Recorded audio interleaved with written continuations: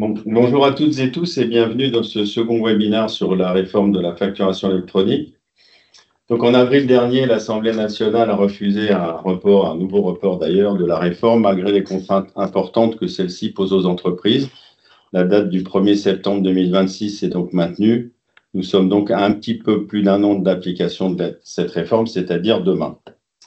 Pour rappel, l'obligation d'émettre des factures électroniques et de transmettre les données relevant du e-reporting prendra effet au 1er septembre 2026 pour les grandes entreprises et ETI, c'est environ 6 000 entreprises, et au 1er septembre 2027 pour les PME et micro-entreprises, et cela représente environ 4 millions d'entreprises. Néanmoins, et c'est un point important, toutes doivent être en capacité de recevoir les factures sous format électronique dès le 1er septembre 2026. Rappelons également que le portail public de facturation, le fameux PPF, mis en place par le gouvernement et qui, initialement, devait être une option pour les entreprises afin de pouvoir se connecter et transmettre les informations réglementaires, n'aura plus qu'un rôle limité au référencement des opérateurs. De fait, les entreprises auront l'obligation de choisir une ou plusieurs plateformes de dématérialisation partenaires, les fameuses PDP, pour gérer les échanges de factures. Par ailleurs, l'administration fiscale deviendra prochainement autorité PEPOL, PEPOL étant le cadre standardisé qui simplifie les échanges électroniques de documents commerciaux entre entreprises et administrations publiques en Europe.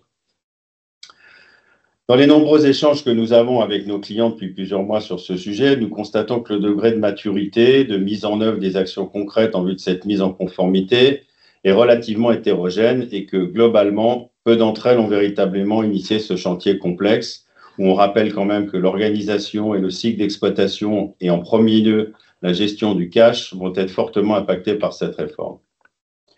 Dans ce contexte et dans la continuité de notre premier webinaire sur ce thème en novembre dernier, le webinaire d'aujourd'hui a pour principal objectif de décrire très concrètement les impacts de cette réforme sur le plan fiscal, organisationnel et technologique et de définir la feuille de route optimale à mettre en œuvre pour conduire ce projet de transformation dans les meilleures conditions et dans les délais impartis.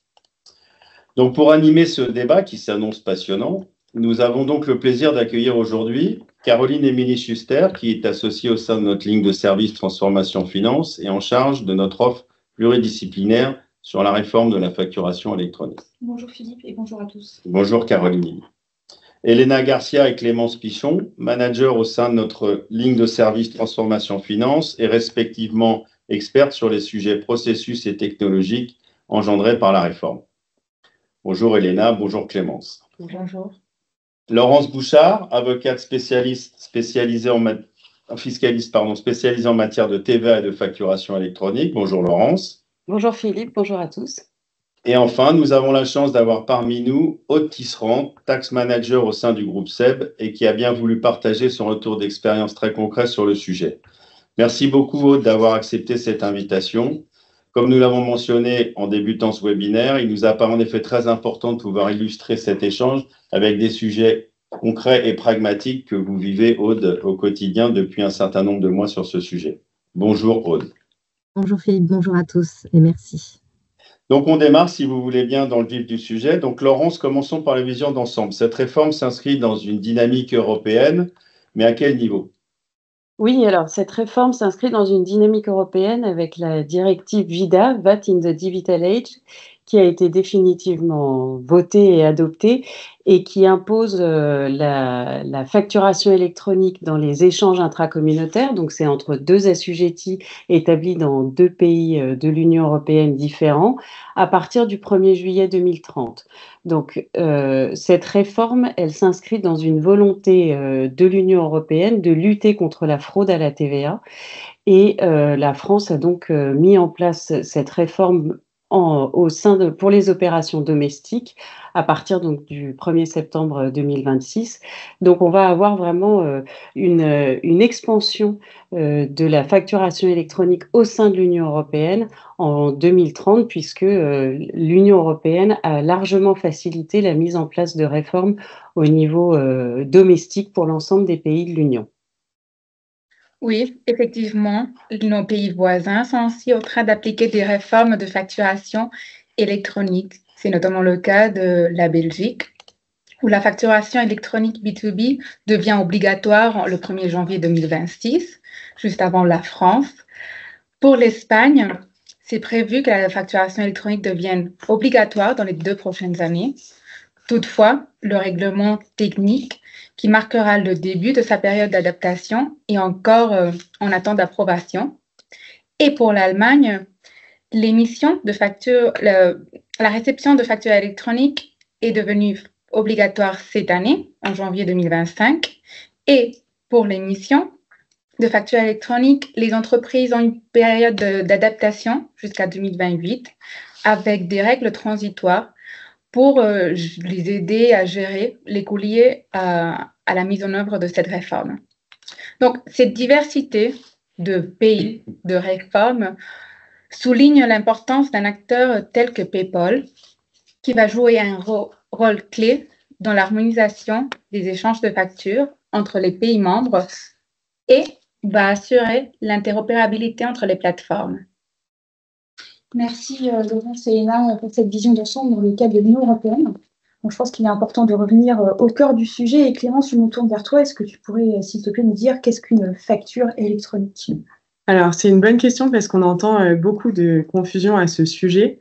Donc, une facture électronique, finalement, qu'est-ce que c'est? C'est une facture qui est dématérialisée sous le format d'un fichier numérique qui est structuré avec cette structure qui est bien définie et qui intègre un certain nombre de mentions obligatoires sur lesquelles on reviendra plus tard au cours de ce webinaire. Donc, finalement, c'est ce qu'on voit en bas à gauche du slide qui est projeté. C'est ce format, c'est cette structure qui va permettre à la facture d'être lue automatiquement par les systèmes. Donc, autrement dit, une facture électronique, et c'est souvent la confusion qu'on entend, ce n'est pas une facture PDF et ce ne sont pas des documents qui sont envoyés par mail. Donc, on l'a mentionné avec cette notion de mention obligatoire, le contenu de la facture va être amené à évoluer dans le cadre de la réforme. On affiche ici le circuit de la facturation électronique qui va orchestrer les flux entre les fournisseurs, les clients et l'administration fiscale dans le cadre de la réforme. Et on reviendra dans le cadre de ce webinaire sur ces différents flows. C'est le fameux schéma en T désormais avec les évolutions de la réforme. Donc finalement, cette réforme, qu'est-ce que c'est? Les entreprises vont devoir faire évoluer la façon dont leurs factures sont conçues, mais également la façon dont elles sont émises, transmises et reçues. Donc autrement dit, ce sont toutes les étapes du processus de facturation qui vont être impactées.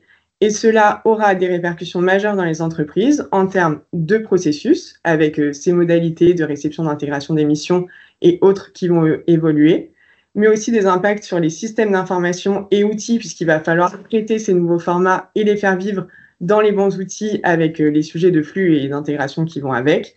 Et puis enfin, l'autre impact va être aussi organisationnel, puisqu'il va falloir accompagner ces changements de processus et d'outils sur le plan humain, et anticiper les évolutions de certains postes au sein de la fonction finance notamment. Merci Clémence. Aude, vous êtes donc tax manager chez Groupe SEB, donc c'est une référence dans le domaine des équipements domestiques qui regroupe des marques telles que Munex ou Tefal. Je me tourne vers vous en fait pour savoir comment vous avez cadré le projet, que ce soit au niveau groupe versus filiale, au niveau filiale. Oui. Alors nous, on a décidé au sein du groupe SEB de gérer la réforme de la facturation électronique au niveau du siège, donc en France. On gère à la fois la réforme de la facturation électronique en France et également dans les pays européens depuis ici, avec bien sûr des appuis en local. Donc on développe, en fait, on est en train de mettre en place une architecture qu'on va appliquer à toutes nos sociétés, en sachant que la réforme française est très complexe et nous, en France, on a une trentaine de sociétés en France qui ne sont pas toutes sous le même ERP, qui n'ont pas toutes la même organisation. On a nos sociétés historiques qui sont sous un ERP commun et puis on a nos acquisitions plus récentes qui ont des ERP qui peuvent être différents d'une société à l'autre. Et donc, pour gérer tout ça, on a décidé de mener en parallèle 2 projets, à la fois un projet sur les sociétés qui sont sous le RP commun et un projet pour les sociétés à côté qui est traité différemment. Alors, la chance qu'on a au sein de notre groupe, c'est qu'on a commencé à dématérialiser les flux entrants dès 2020 avec un partenaire extérieur. Donc, avant même d'entendre parler de la réforme sur la facturation électronique, le groupe SEB a fait le choix de dématérialiser ces flux entrants pour des gains en termes de temps, voilà, pour différents avantages.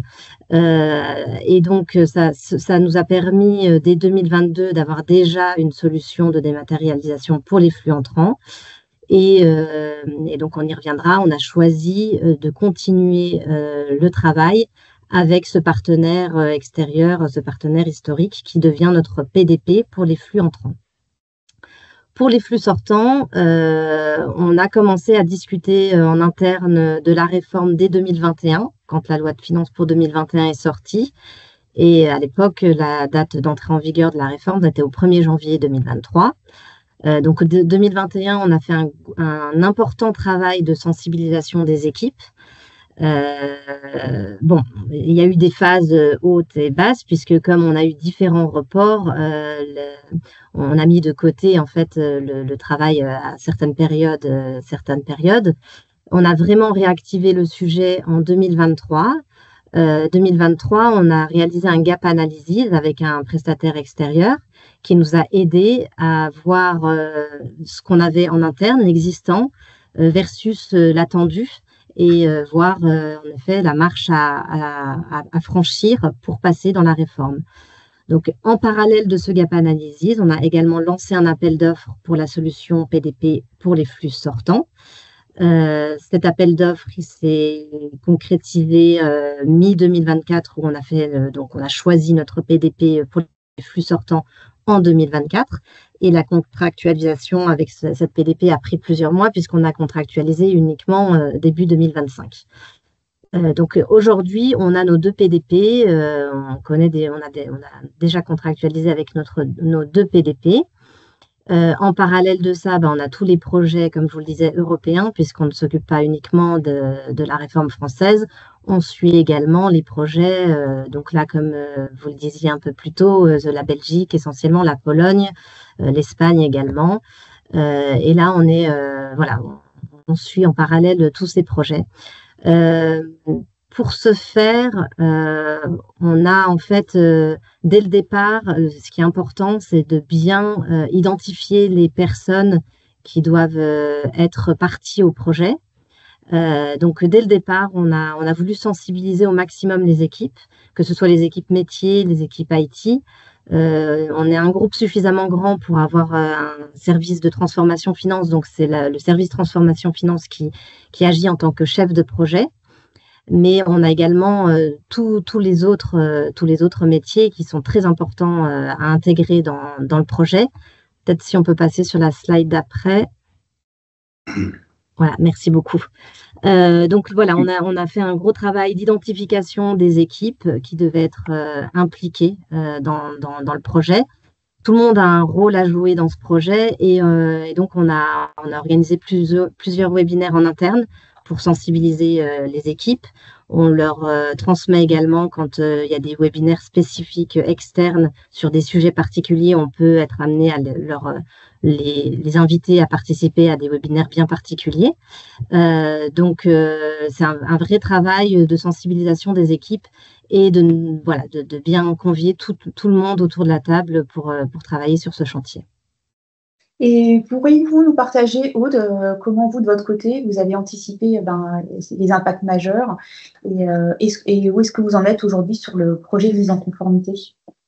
Alors aujourd'hui, on a donc finalisé le gap analysis. Donc on sait ce qu'il nous reste à faire, mais on a encore beaucoup de travail à réaliser. Les impacts majeurs, donc comme je vous le disais, sur les flux entrants, on a moins d'impact.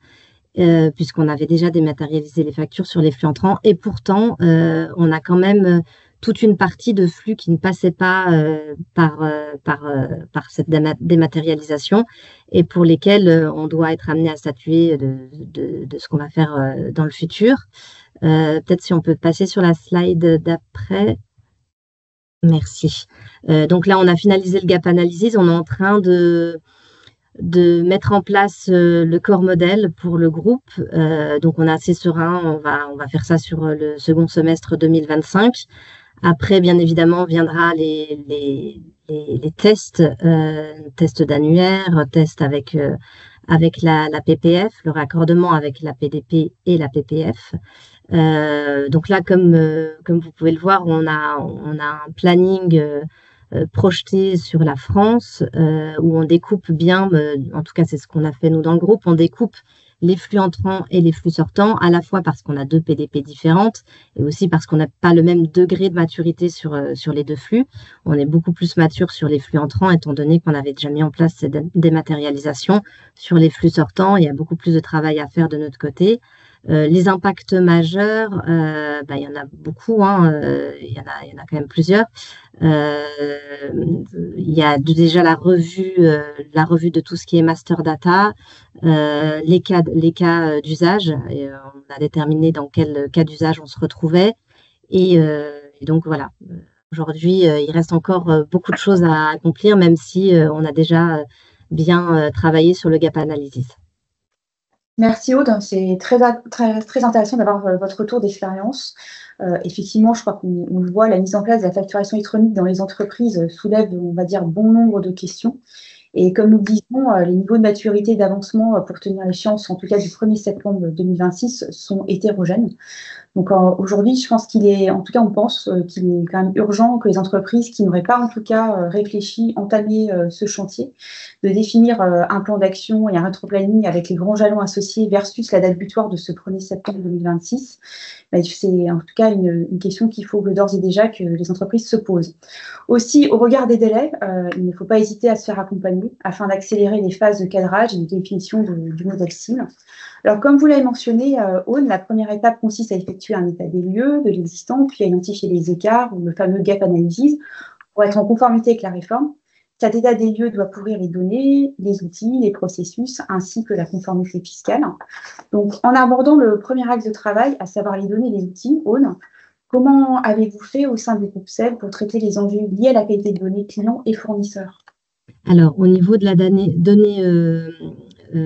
fournisseurs, c'est vrai que le travail avait déjà été fait dans le passé, donc on n'est pas revenu dessus à ce stade en tout cas. Par contre, sur les données clients, il y a un travail très important qui a été initié en 2024. Je pense qu'il a été initié sur le second semestre 2024 et il n'est pas finalisé. Donc, qu'est-ce qu'on a fait sur les données clients? On a revu la base de données clients. Donc, nous, ça représente environ 30 000 clients, donc pour toutes nos sociétés françaises. On a revu cette base de données pour voir déjà si on avait bien le numéro SIREN et le numéro de TVA intracommunautaire de nos clients français. Si on l'a, est-ce qu'il est correct?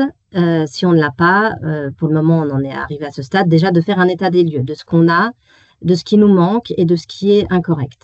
Ce qui nous reste encore à faire, c'est d'enrichir cette base de données, donc d'enrichir les bases de données quand le numéro SIREN n'existe pas. Également de creuser, parce qu'en fait, on a été confronté à beaucoup d'obstacles. On peut avoir un numéro SIREN qui apparaît comme incorrect parce que la raison sociale mentionnée dans notre base de données n'est pas la bonne. Donc, il y a un gros travail de nettoyage de ces master data sur les données clients. Et donc, là, on va lancer avec aussi l'aide d'un prestataire externe un travail d'enrichissement de ces bases de données pour avoir la totalité des bases, des numéros SIREN sur notre base client. Et puis, une fois que ce travail sera fait, il faudra qu'on la communique à l'IT pour enrichir nos master data et pouvoir être en mesure d'adresser nos factures à la bonne société le moment venu. Effectivement, hein, vous le dites, Aude, ce nettoyage et cet enrichissement des données, c'est l'un des enjeux majeurs dans le cadre de cette réforme, de façon globale pour les entreprises, mais cela va prendre une toute autre dimension, notamment sur les bases tiers et clients, les bases tiers clients et fournisseurs, dans le contexte de la réforme. Un commentaire peut-être, c'est qu'au-delà de ces bases tiers, il va être aussi nécessaire d'auditer les tables complémentaires. Je pense notamment aux bases articles, aux taux de TVA, aux remises et ainsi de suite, en lien avec ces mentions obligatoires qu'on citait tout à l'heure, et donc de réaliser un mock-up de la facture cible et de le comparer à l'existant pour faire ce même travail. Autrement dit, cette démarche, c'est le gap analysis qu'on a déjà cité, donc d'identifier les champs à créer, modifier ou désactiver, tout en garantissant la traçabilité et l'historique des données, qui sont aussi des enjeux dans le cadre de cette réforme. Une fois les bases nettoyées, il va être important de garantir le maintien de la qualité de la donnée dans le temps et donc de mettre en place les workflows et processus adéquats de création, de modification, de désactivation, d'archivage des données spécifiques renseignées dans les fiches tiers et donc d'anticiper les évolutions, notamment dans les rôles et responsabilités qui vont être liés à ces enjeux-là. Tout cela, ça implique de maîtriser toutes les sources de saisie et de stockage des données, donc notamment côté Bastière, clients et fournisseurs, mais plus largement, on l'a mentionné, et donc de bien connaître l'architecture et le mapping de son système d'information, l'ensemble des flux. Et donc, on retrouve ici les sujets de choix d'architecture pour garantir une cohérence by design de l'ensemble de ces informations dans le système d'information, des sujets de gouvernance pour bien définir les rôles et les responsabilités et la façon dont ils évoluent pour faire face à ces enjeux spécifiques dans le cadre de la réforme, et puis les enjeux de cybersécurité que l'on connaît, notamment pour gérer les droits d'accès à ces données et les modalités d'archivage. La mise en conformité passe aussi par une vérification des informations de facture actuellement utilisées par rapport aux mentions obligatoires dès 2026, c'est-à-dire les 4 mentions qu'on voit sur l'écran, l'adresse de livraison des biens, le SIREN du client, le type d'opération, si c'est une livraison de biens ou une prestation de service ou un mix des deux, et la TVA sur les débits. Cette étape nécessite également de vérifier la disponibilité de ces données dans les systèmes d'information de l'entreprise afin de s'assurer qu'elles peuvent être intégrées, structurées et générées. Il s'agit ensuite de convertir la facture dans l'un des formats standards retenus dans le cadre de cette réforme, et cela peut passer aussi par les PDP. Oui, en effet, dans le cadre de la réforme, il y a un impératif, en tout cas pour les entreprises, c'est de se doter d'une PDP ou une plateforme de dématérialisation partenaire. Donc Clémence, est-ce que tu pourrais nous parler du rôle des PDP ? Alors, effectivement, c'est clair, mais pour le répéter, les entreprises n'ont pas d'autre choix que de se doter d'une ou plusieurs PDP, donc qui sont effectivement ces plateformes de dématérialisation partenaires qui sont les seules habilitées à transmettre les factures électroniques. Donc, ces PDP, elles vont proposer de convertir les factures au bon format si l'entreprise n'émet pas nativement ces factures sous les formats du socle. Donc, pour les rappeler, ce sont les formats UBL, CI et FactureX. Et ces PDP, elles vont surtout émettre les factures, les recevoir. Et c'est ces PDP qui vont être en charge de transmettre les factures électroniques et le e-reporting, on reviendra sur le e-reporting qu'on n'oublie pas aussi, vers le portail public de facturation. Autrement dit, ces PDP, elles sont agréées par la DGFiP, par la Direction générale des finances publiques, et elles vont être les seuls intermédiaires directs entre le portail de l'administration fiscale et les entreprises. Donc, ce sont les PDP qui vont contrôler la conformité technique des données et transmettre ces données à l'administration fiscale. Autrement dit, ces PDP vont jouer le rôle de courroie de transmission indispensable dans la facturation électronique. Aude, où en êtes-vous sur le choix de votre ou de vos PDP et comment l'avez-vous ou les avez-vous sélectionnés ? Alors, donc nous, on a fait le choix d'avoir 2 PDP. On pourrait en avoir plus, on pourrait en avoir par type de flux, par catégorie de flux. On a choisi donc une PDP pour nos flux entrants, qui est notre partenaire historique sur la dématérialisation des factures d'achat.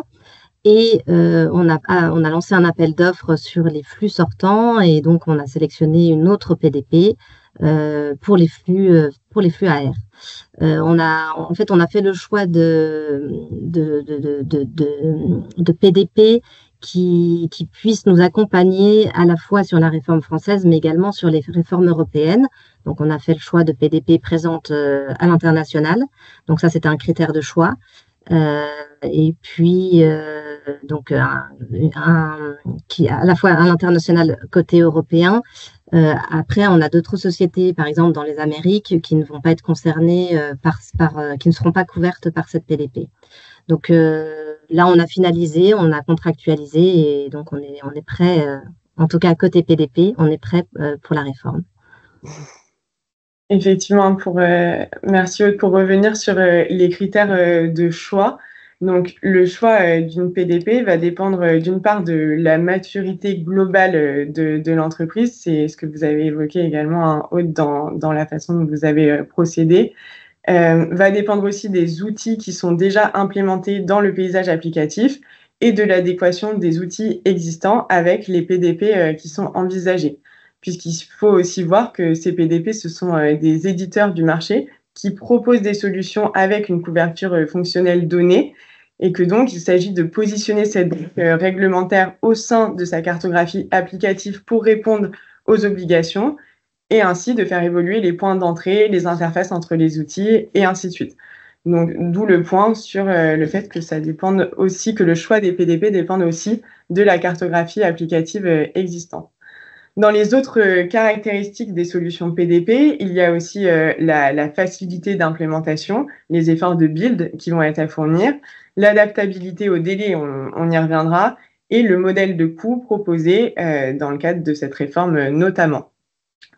Sur les coûts, justement, c'est bien le coût total du projet qu'il faut projeter dans les budgets, c'est-à-dire qu'au-delà des coûts d'implémentation de la PDP, il va y avoir d'autres coûts, d'autres frais annexes, des frais indirects qui vont être liés à l'évolution des systèmes existants, à l'intégration, au développement des flux, aux services supplémentaires tels que l'archivage et autres services type OD, et que donc il faut bien envisager le coût du projet dans sa globalité en tenant compte de ces variables-là également.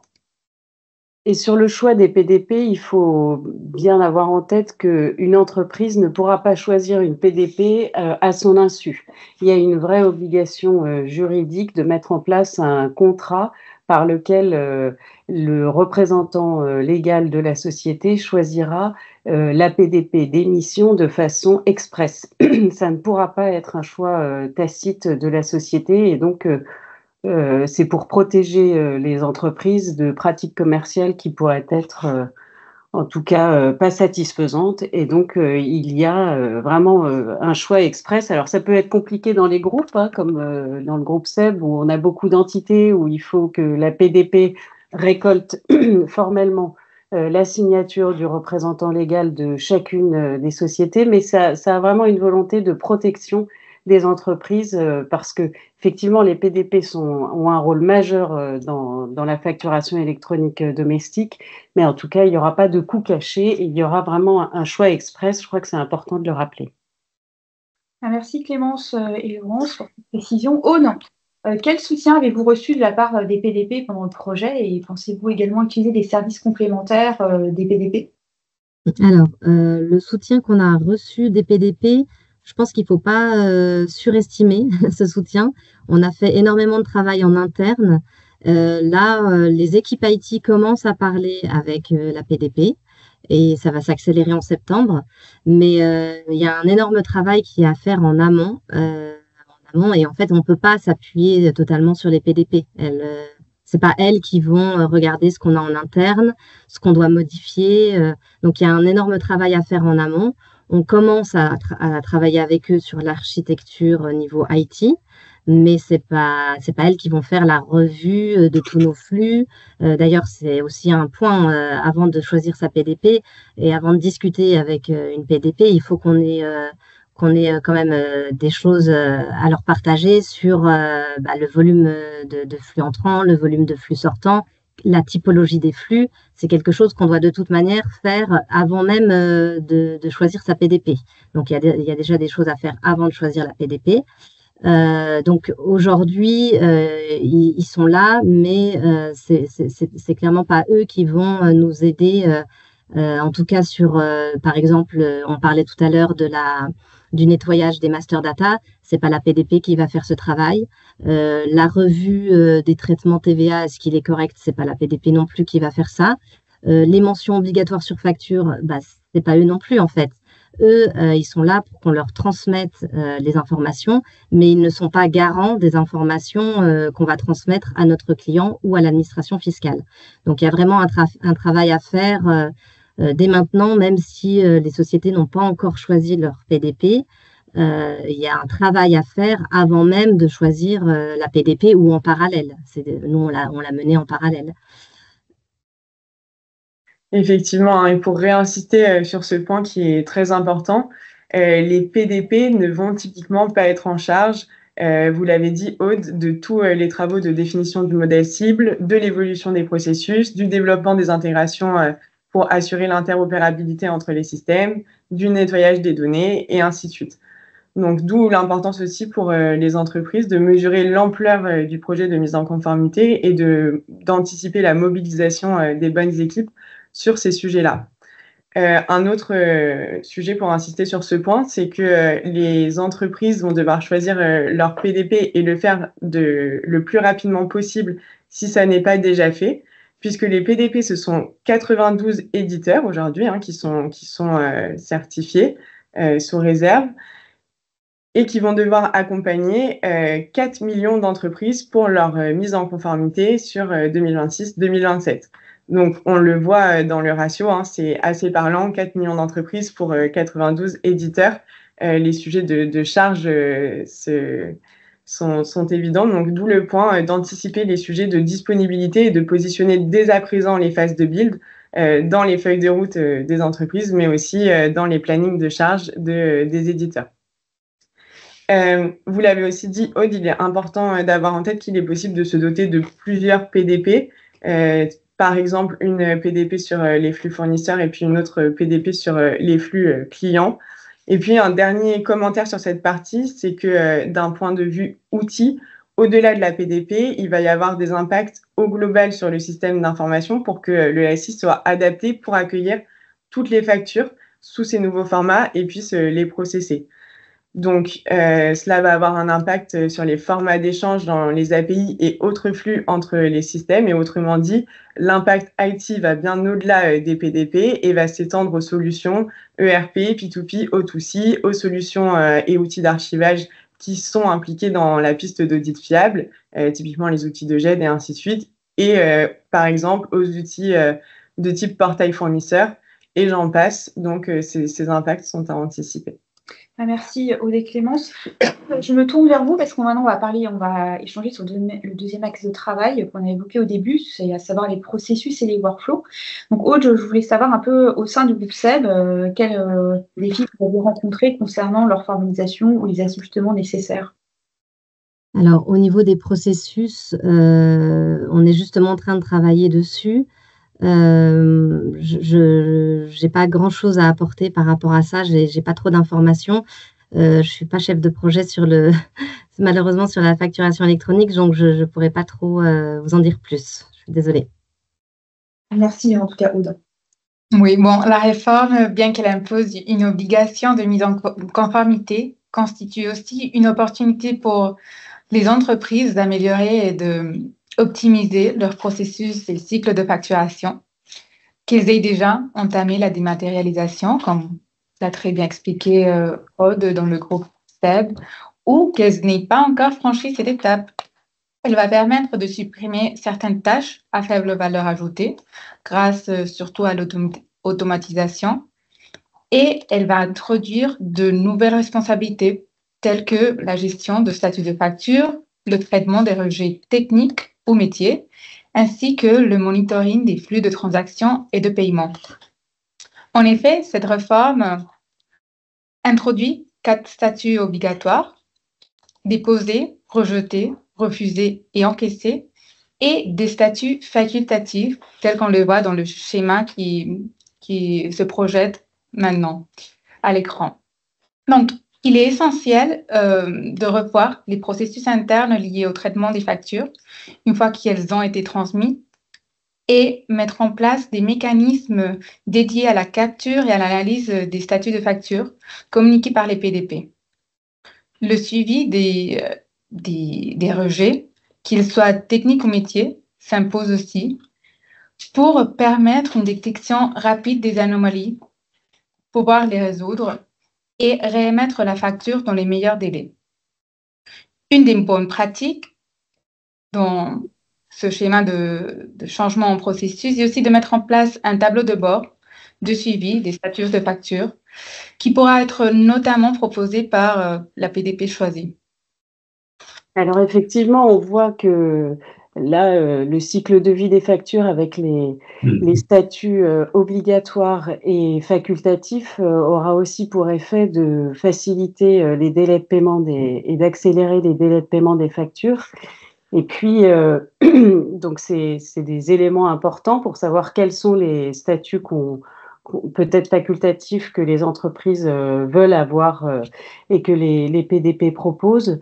Et puis, d'une façon globale, effectivement, la réforme de la facturation électronique va avoir pour effet de modifier nécessairement la piste de dite fiable des factures, et les assujettis à la TVA auront toujours l'obligation, dans le cadre des contrôles fiscaux, d'assurer l'intégrité, l'authenticité et la lisibilité des factures pendant toute la période de facturation. Donc, c'est ce qui est assuré par les contrôles documentés et permanents de la piste d'audit fiable. Et comme on le voit, puisque les processus internes vont être bouleversés, eh bien, la piste d'audit fiable devra être mise à jour et les contrôles documentés et permanents devront être dûment réalisés et également bien archivés. Donc, ces obligations fiscales demeurent et sont très importantes pour les entreprises. Bon, merci beaucoup, Laurence, pour introduire finalement notre dernier axe de travail, la conformité fiscale. Alors, il ne faut pas oublier que l'objectif de cette réforme est la lutte contre la fraude fiscale en renforçant la transparence des flux financiers. Du point de vue de la conformité fiscale, quels sont les enjeux pour les entreprises, Laurence ? Alors, les enjeux, c'est ce que disait Aude tout à l'heure, c'est le travail très important de revue de ces flux de facturation, d'une part pour savoir quel est le niveau d'obligation attendu selon la catégorisation des flux, est-ce qu'on est dans le flux e-invoicing ou e-reporting selon les cas. Également de revoir le bon paramétrage de son système d'attribution des codes TVA pour s'assurer que la facture qui sortira du système, qui doit déjà être conforme, mais voilà, est-ce que on a bien les bonnes mentions, parce que sinon la facture pourra être rejetée en automatique et à ce moment-là, ça pourra poser des problèmes pour le paiement des factures émises. Donc, c'est très important de faire une cartographie en amont de ces flux, de revoir le traitement TVA de ces flux, d'ajuster également les mentions à faire figurer sur les factures. On disait tout à l'heure la catégorisation bien service ou mixte. Ça peut être simple, mais ça peut aussi être assez complexe d'un point de vue TVA, parce que c'est une catégorisation au niveau des règles TVA. Et donc, il faut se poser, ça peut avoir nécessité en tout cas une analyse approfondie pour savoir quelle est la catégorisation du flux qu'il faudra mentionner sur la facture. Et puis après, donc je disais, il faudra également mettre à jour sa piste de dite fiable, également s'assurer qu'on a un bon archivage, et il faut également avoir en tête que l'objectif de la facturation électronique, in fine, alors on ne sait pas vraiment à quel horizon, mais l'administration fiscale a une vraie volonté de pré-remplir les déclarations de TVA des assujettis.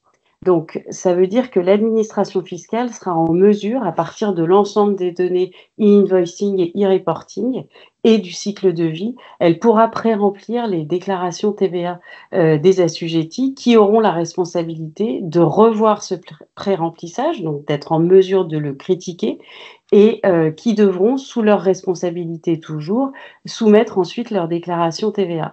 Donc, il faut vraiment être prêt à analyser les données, puisque la facturation électronique, c'est des données structurées, des données TVA structurées.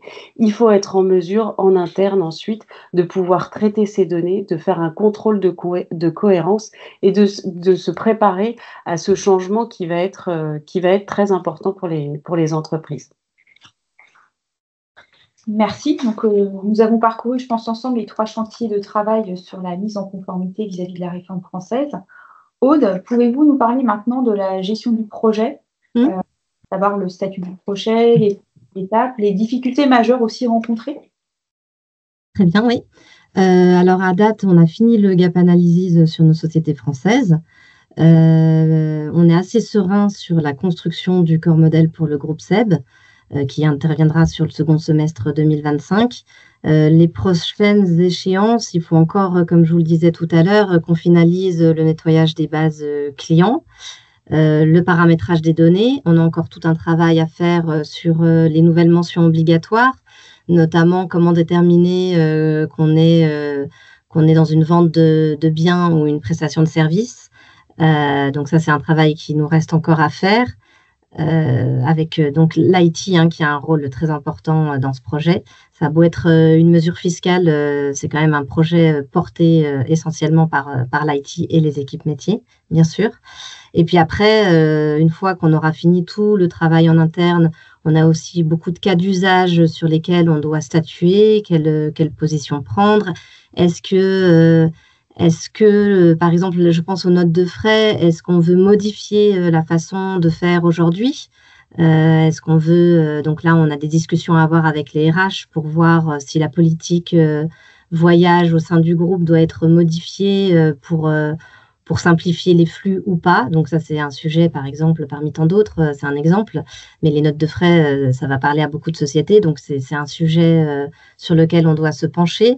Et à la fin, quand on aura enfin finalisé tout ça, il faudra qu'on configure nos flux avec la PDP. Donc ça, comme je vous le disais aussi tout à l'heure, c'est un travail qui va intervenir à partir du mois de septembre, où les équipes IT vont commencer à travailler avec la PDP, même si on n'est pas complètement prêt pour voir comment travailler ensemble et comment transmettre les données à la PDP. Donc le chemin est encore long. On s'y est pris tôt, mais le chemin est encore long. Oui, Aude, c'est vrai. La facturation électronique suppose pour les entreprises un grand projet de transformation. C'est une transition qui peut même susciter des résistances internes. Je ne sais pas si vous en avez eu, mais certaines des équipes concernées peuvent voir ce projet comme une charge supplémentaire de travail. Donc, il faut une gestion proactive du changement pour maximiser les bénéfices de cette transformation au sein de l'entreprise. Cela implique une communication claire sur les principes fondamentaux de la réforme et les avantages du projet, un leadership fort et visible tout au long du projet, des formations spécifiques aux équipes concernées et la création de guides adaptés, et finalement un accompagnement presque personnalisé pour répondre aux préoccupations des équipes. Enfin, il va falloir aussi valoriser les bénéfices de ce projet et célébrer les étapes clés pour renforcer l'adhésion et faciliter l'intégration de ces nouveaux processus au sein des entreprises.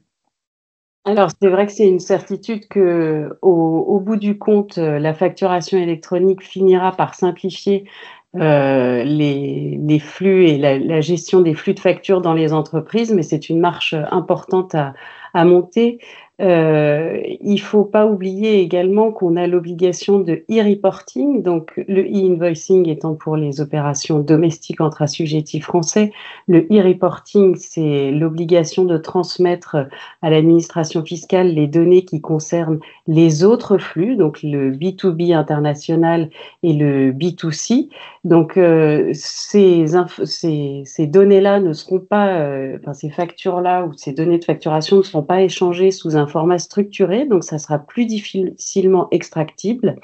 Et pour autant, l'obligation de e-reporting est une obligation qui est de transmettre les données de ces flux-là, hors flux invoicing, à l'administration fiscale dans des délais très courts, puisque c'est sous 10 jours pour ceux qui sont au régime réel normal de TVA. Donc c'est aussi un vrai challenge pour les entreprises d'être en mesure de répondre à cette obligation. Et il faut bien avoir en tête que si l'administration fiscale veut pré-remplir les déclarations de TVA, elle doit avoir à sa disposition les données de facturation avec le e-invoicing et les données des autres flux avec le e-reporting et le cycle de vie. Donc, ce sont des éléments qu'il ne faut pas négliger pour la mise en place du projet de facturation électronique. Pour conclure, en fait, on ne peut que, je pense, conseiller de ne pas sous-estimer l'envergure de cette réforme. Alors, on a bien vu qu'au-delà des enjeux d'évolution des processus, des systèmes d'information, de l'organisation, il faut vraiment se poser sur les phases du projet et du build et ne pas sous-estimer, on va dire, le change management que ça va nécessiter. Donc, en fait, il faut absolument que les entreprises, en tout cas, prennent conscience, en tout cas, et doivent anticiper les différents cas d'usage qu'ils peuvent avoir et les spécificités qui sont liées à leur secteur. Alors, on constate, nous, en tout cas, qu'il y a un niveau assez hétérogène de préparation de la réforme au sein des entreprises que nous accompagnons. En fait, on va passer un message. Le message, cela serait celui de ne peut-être pas attendre les prochains exercices budgétaires ou une revue annuelle de la feuille de route, mais vraiment afin de tenir, on va dire, les délais, parce que les délais, aujourd'hui, on est à 1 an quelque part de la mise en place de la réforme. Il faut absolument, en tout cas, réfléchir, établir son modèle cible et lancer le projet de transition, voire de transformation vers ce modèle, et anticiper effectivement tous les effets de bord que vous pourriez rencontrer. Donc, cela implique effectivement, en tout cas au préalable, d'avoir un état des lieux et une parfaite maîtrise et visibilité, on va dire, des processus, du cycle de facturation, de la cartographie des systèmes d'information, des schémas directeurs, des flux opérationnels, des flux de TVA. Alors, en fait, pour cela, en fait, il ne faut surtout pas hésiter, en tout cas, à se faire accompagner par des acteurs externes, notamment sur les étapes de cadrage et de définition des modèles cibles. Ensuite, on travaille également sur l'accompagnement, sur la gestion du projet de transformation, mais également, on travaille également main dans la main avec les PDP, en tout cas, pour que cette étape soit un succès. Et Aude, moi, je vais vous laisser, en tout cas, le mot de la fin, en fait, de ce webinaire. Et pour vous, ça serait quoi le conseil que vous pourriez donner pour garantir le succès de cette mise en conformité? Je vous rejoins tout à fait, Caroline Émilie. Je pense qu'il ne faut surtout pas négliger le temps nécessaire du travail en amont à réaliser au sein de la société. On ne peut pas s'appuyer à 100% sur la PDP, loin de là. En fait, il y a énormément de travail à faire en amont, en interne, nettoyage de master data, revue du traitement TVA, revue des mentions obligatoires sur facture. Il y a énormément de travail à faire, soit avec un accompagnement, soit en interne. C'est une fois, en fait, plus on se plonge dans la réforme, c'est quand même une réforme, la réforme française, qui est une réforme très compliquée par rapport à d'autres pays. C'est une réforme assez complexe. Et donc, plus on se plonge dans la réforme, plus on a de questionnements, plus on se rend compte du travail à faire. Donc, il ne faut surtout pas tarder pour se mettre à travailler là-dessus. Et pour celles qui n'ont pas encore choisi leur PDP, bien sûr, lancer rapidement ce choix, puisqu'en effet, comme on l'a vu tout à l'heure, il y a 92 PDP et énormément d'entreprises en France. Donc là, on va arriver dans un goulot d'étranglement, mais les deux peuvent être faits en parallèle. Le travail en interne, avec un accompagnement ou pas, sur ce qu'on a en interne et sur l'état des lieux, le gap analysis. C'est vraiment ce que vous disiez, Caroline Émilie, l'état des lieux, le gap analysis. Et puis ensuite, en parallèle, choisir la PDP pour être prêt au 1er septembre 2026, parce que toute entreprise au 1er septembre 2026 doit être en mesure de recevoir des factures électroniques. Donc, même si vous entrez dans la réforme au 1er septembre 2027, il y a des choses à faire pour le 1er septembre 2026. Bien, merci beaucoup, Aude, et merci, mesdames, pour tous ces apports d'expertise et Aude, ce vécu qui, effectivement, remonte maintenant quand même, quand on voit le point de départ de votre projet, ça date pas d'hier, donc c'est plutôt une excellente pratique. C'est un peu le message aussi qu'on voulait faire passer à toutes les personnes qui nous écoutent. Justement, on voit bien que c'est un projet de transformation extrêmement complexe, contrairement à ce qu'on pouvait tout à l'heure, Clémence a cité, c'est pas juste un PDF, on voit bien que effectivement c'est pas un PDF, mais c'est beaucoup plus complexe. Et ce type de projet, comme tout projet de transformation, pour réussir, il nécessite une implication forte et en anglais on dit the tone at the top de la direction générale, du top management, pour que ces projets-là puissent avancer correctement.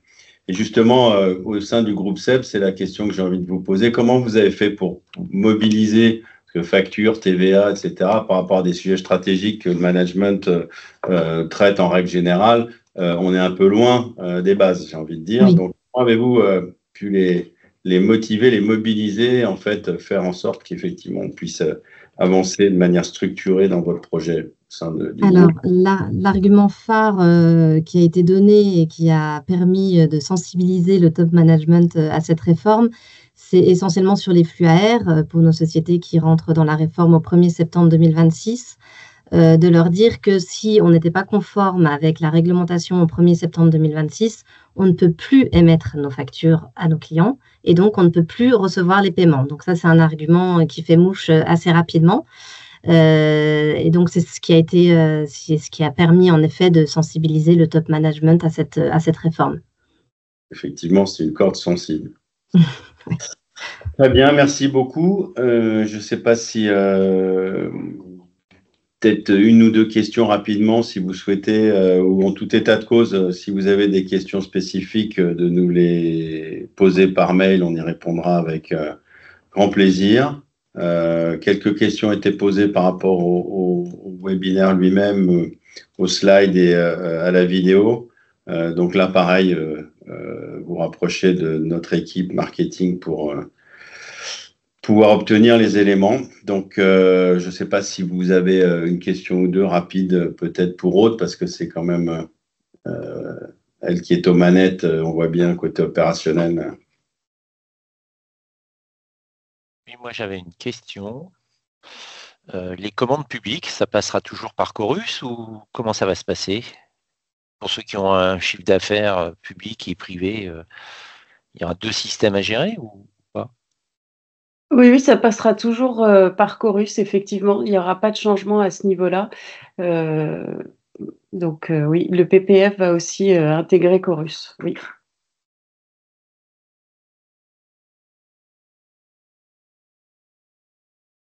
S'il n'y a pas d'autres questions, nous vous proposons de clôturer ce webinaire en remerciant encore toutes nos animatrices, participants et notre équipe de support qui nous a bien aidés dans le montage et la réalisation de ce webinaire. Nous vous souhaitons une excellente journée et n'hésitez pas bien sûr à nous contacter. Vous avez compris qu'on était là aussi pour aider nos clients et futurs clients sur ces sujets avec une équipe pluridisciplinaire. Excellente journée à tout le monde. À bientôt. Merci à tous. Merci. Au revoir. Au revoir. Bonne journée. Merci. Bonne journée.